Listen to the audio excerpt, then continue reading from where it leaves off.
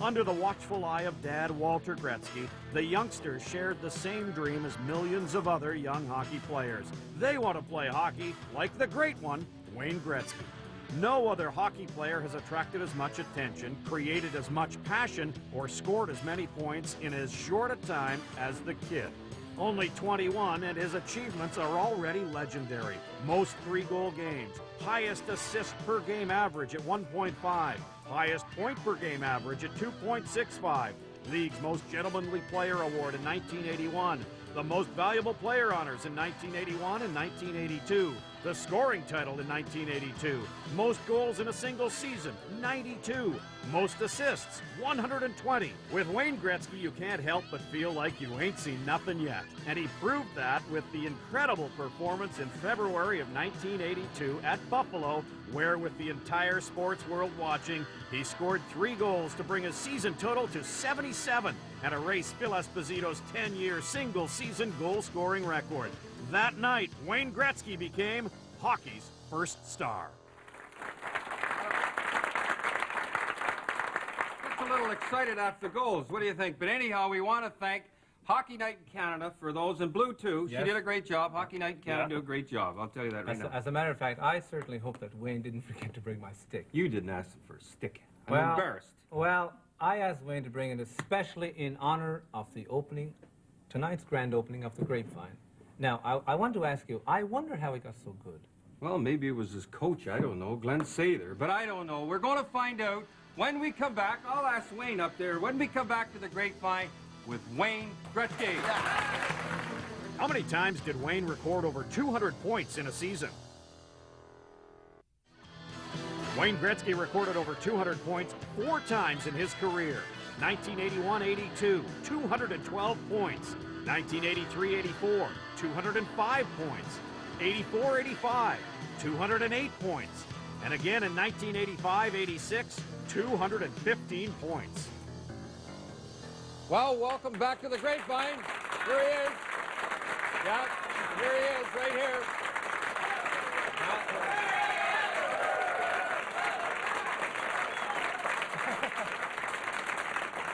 Here he is, Keith's brother Wayne, right here. Keith who? Keith who? All right, now listen, this is my first time out, you know, and I'm a little nervous all the time, and I live on Wolf Island. You know where that is, Gary La Riviere down there, all the time. On Wolf Island, I went around and I took a survey, and I asked them questions, what they'd want to ask Wayne Gretzky. So I wrote it down, right off, here it is. Now, it was Father Murphy. I stopped in to see Father Murphy, and he saw you score those 5 goals, remember that? Those 5 goals for the 50. Then he saw you score the 3. He wanted, in your own words, your feeling when you bounced that ball off the kid's head in the Canadian Open.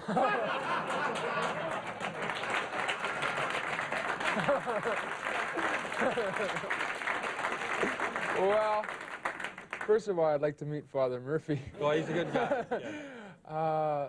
Well, I was a lot more excited when I scored the 5 goals and the 3 goals than I was when I hit that youngster. I saw you put in the paper that ruined your whole day. The kid's day was kind of ruined, too, a little bit, too. Okay, the next one. I get a chance to even up later on? Oh, right now, if you want, whatever you do, all right. I want to tell you, I've been following your career. Yes. I see you have your own TV show now. Which your 5 goals and the 3 goals than I was when I hit that youngster. I saw you put in the paper that ruined your whole day. The kid's day was kind of ruined, too, a little bit, too. Okay, the next one. I get a chance to even up later on? Oh, right now, if you want, whatever you do, all right. I want to tell you, I've been following your career. Yes. I see you have your own TV show now, which is great. You came off of Hockey Night in Canada, you did a great job there. You fancy yourself as a good dresser. I see, you know, you're not too bad. But I want you to know that I'm in the top 10 best-dressed males in America, and you're not. How soon they forget. So what do you think? How soon they forget. Father Jones told me to ask you that. Well, I don't know. Marty does a good job. All right, the next one. I saw some kids around the ferry, and they said, ask Wayne, which car are you driving now? I haven't even got a license. Not old enough. All right. The next one. Every time I turn on, I see this soft drink, and then I see the jeans. By the way, you have nice legs and everything in those jeans. I love them. GWG. What's that stand for? Tim said the great Wayne Gretzky. Okay. Yeah, that's all right. I didn't want to say it. He told me to say that. He told me to say that. And I want to know, and it's all around, do you really own a shopping mall? How am I doing, by the way? I mean, you're asking these questions. I don't know what to answer. I'm really stumped here. Well, that's what we do. I don't even know if I own a shop. Well, all right. How am I doing, but? Well, if what Mr. Poggian plans on doing comes through, who knows what may happen. Does that mean you can walk through a store and say, "I'll take that, and I'll take that"? I'd love that. I'll tell you. All right. Now I want to get serious here. Now I want to ask you a question. I was talking to Walter 2 weeks ago. And he is concerned about all your appearances, and he thinks that you've done too much, and you should cut it down. Do you think it's going to affect your hockey? Well, I agree that sooner or later it's going to catch up. As far as next season goes, I don't think it's going to bother me next season. I was busier last summer than I was this summer. This summer I decided to take more time off, choose and pick certain things to do, certain shows. That, well, the best shows you come on, right? Absolutely. I would only do certain shows. But it's been a little bit hectic, but I've had a lot of time off. Well, you know, I had the #1 guy, Bobby Orr, and I'll tell you, it got to the point they were bothering him in warm-up. They'd grab him 5 minutes before the game. He was out, and it got to the point that he'd go into town. We'd never see him till game time. He'd go to his room, and you got to watch that doesn't happen to you. Well, I think that what he did is you know, someday I might have to lead up to, because, you know, his demand for his time was so hectic that, you know, everybody knew Bobby Orr from coast to coast in Canada and the United States because he played in Boston. But right now it's not as tough for me as it was for him, and hopefully I'll never get it as bad as he does, that they bother him the day of a game, because the thing that I remember the most is that when your hockey starts sliding, they're not going to bother you for anything else. But if you keep your hockey going, then they're going to bother you. Like, I remember one time, the first time when he went out to shop for his boy Darren, and he couldn't shop. They cornered him. And do you have that problem? Like, if you go out to McDonald's or something? I don't have any boys. Oh. Wait a minute. Mickey, you'll have to take care of that. That's the only thing I can say. How many times did Wayne win the Hart Memorial Trophy as the league most valuable player? Wayne Gretzky won the Hart Memorial Trophy 8 consecutive times from 1979-80 to 1986-87, and once more in 1988-89. The one thing I've learned is that it's great to be a professional athlete, and it's great to be in the limelight and to be recognized. And the one thing that I vowed that I would never do is change my life because people recognize me. I still go to McDonald's on a Saturday afternoon, do things that I would always have done in the past. So I haven't changed that much as far as that goes, because I don't want to stop doing what I like doing. He's got 92 goals last year. I saw Phil. I got there the year after. He got 76. He dropped to 65, still all-time high, and they said he had a bad year. Yeah. Esposito has bad year. You've got to get at least 90 next year, or what?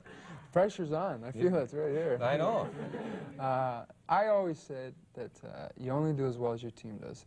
We proved that in the last 3 years. As the team climbed, I climbed as an individual, as did everybody else.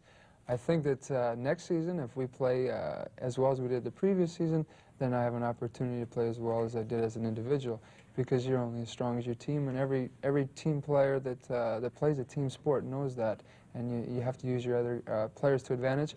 And you saw us play quite a bit last year, and you know that the talent we do have is tremendous. Tell me about Semenko.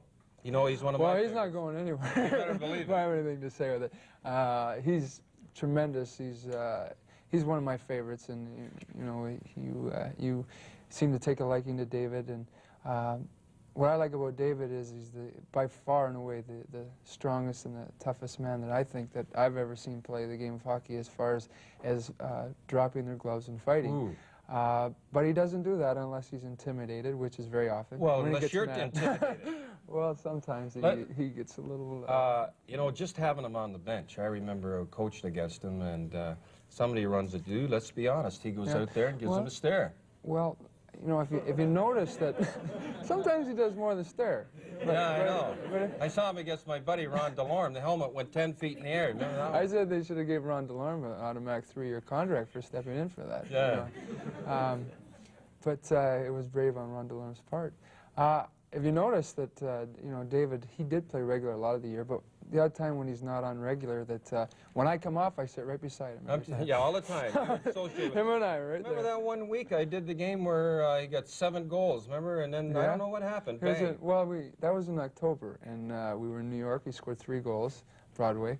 Then we went into Calgary. He scored 3 more, and then he had 2 two-goal games, like back-to-back. So I started calling him Mr. October. Yeah, you better believe. Listen, I'm going to bring up a bad thing that you're not going to like. I did the game in L.A. when you're up 5-0 with 10 minutes to go. Let's talk about that. You know the mistakes. I know it. Explain it. Well, number one, we got them rolling. It was nobody's fault but our own. But it goes way back earlier than what really happened. If you remember when it was 5-1, they scored about 16 minutes left in the third period to make it 5-1. We had a 5-on-3 situation about the 15-minute mark, and a couple of players had wide open nets to make it 6-1, which would have finished Anderson, I think, had a wide open. Didn't want to mention any names, but it happened, and it happens in professional sports. So that happens, and that would have buried them right there. They made it 5-2. We took, and it's 5-3. We took a couple of bad penalties, and all of a sudden it's 5-5. And unfortunately, we had some players thrown out, and Glenn had been playing a few guys a little bit more than other guys. So the guys that were tossed out were the guys that hadn't played as much. So consequently, the guys who were playing were very tired, and we deserved to lose, and we lost. I tell you, I think if you had got by that round, you had a good shot at the Stanley Cup, and I'll tell you why. I think you would have smoked Vancouver, and the Islanders did not play the first 2 games. I think you would have taken them. Well, I was holidaying in the South when that was happening. I was so disgusted at what happened. I didn't want to keep contact with what was going on. David Lumley, I think, did something, and again, he's my type of guy. But I heard from the L.A. guys that he skated by their bench and said when you were up that 3 straight. And Don Perry, their coach, that's all he talked about was remember him saying 3 straight. And you had a young club, and I think Terry Jones, after the season, was absolutely brutal. I never saw anything in sports to compare that right up. Well, you know, we unfortunately are in the limelight of people that can either build us up or put us down badly, and he gets paid to do a job, and what he chooses to do is his own opinion. The way I look at it, we didn't choke, we didn't panic, we weren't wimps, as he did say. What we did do is lose a series that Los Angeles played very well in. We might not have played our best hockey, but like Glenn was quoted saying, we're farther ahead at this time than they wanted to be, and I don't think there's ever been a third-year team in the history of the NHL to finish 2nd overall. And I look at it from the point of view, which people seem to forget sometimes, that hockey is an entertainment. You want to win as much as possible, and that's what you're paid to do. But I think the people in Edmonton were entertained all year, and we're very content with the season. Unfortunately, we lost, but we're just as upset. People this year will be surprised at how well we do. Well, I tell you, I did a lot of games out there, and they saw better hockey in 1 week than most people saw in 6 months. And I'll tell you that. Anyhow, stick around now. We're going to go over and answer a few questions with a couple of our regulars that support this place. But right now, to John Allen Cameron. Thank you very much. Thank you. Thank you very much, Grapes. I would like everybody to meet my boss's better half, Rose Cherry.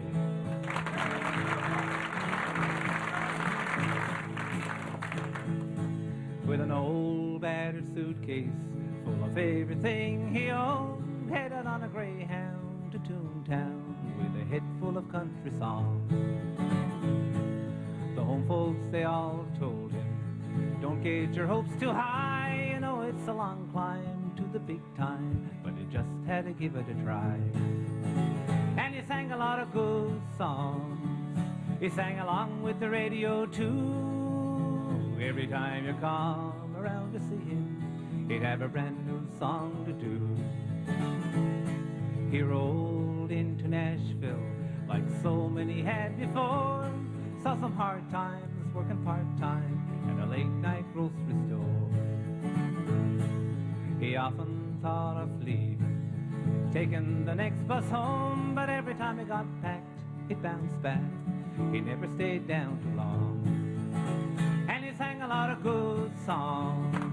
He sang along with the radio too. Every time you come around to see him, he'd have a brand new song to do.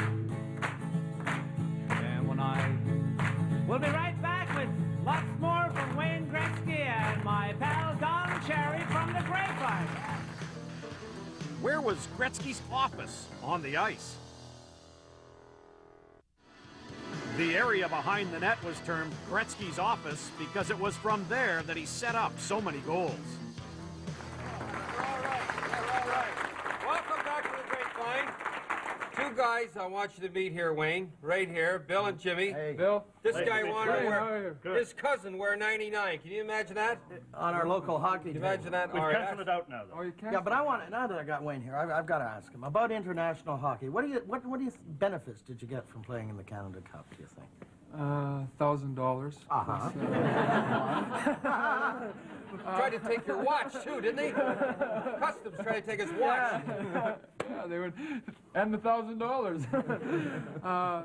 Benefits from playing in international Or learning hockey. from the Europeans. Well, I think or that whatever. the game has changed so much over 15 years, as Grapes would say here, that, you know, they've probably influenced our game more than anybody with the style that they've played, and because of their wide rinks, they play a wide open style, and personally, I'm kind of glad they did.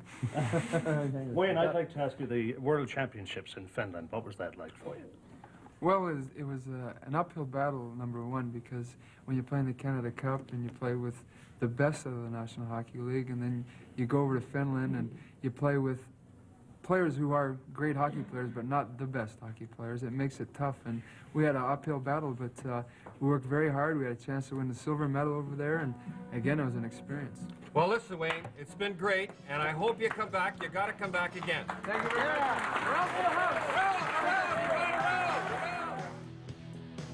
Gretzky played his final game on April 18, 1999 at Madison Square Garden, and he was inducted into the Hockey Hall of Fame just 7 months later. His number 99 jersey was retired league-wide at the 2000 NHL All-Star Game. In 2002, Gretzky was named Executive Director of the Canadian men's hockey team for the 2002 Winter Olympics in Salt Lake City. The Canadian team won the gold medal, its first in 50 years. Today, Wayne Gretzky can be found behind the bench of the Phoenix Coyotes as the head coach.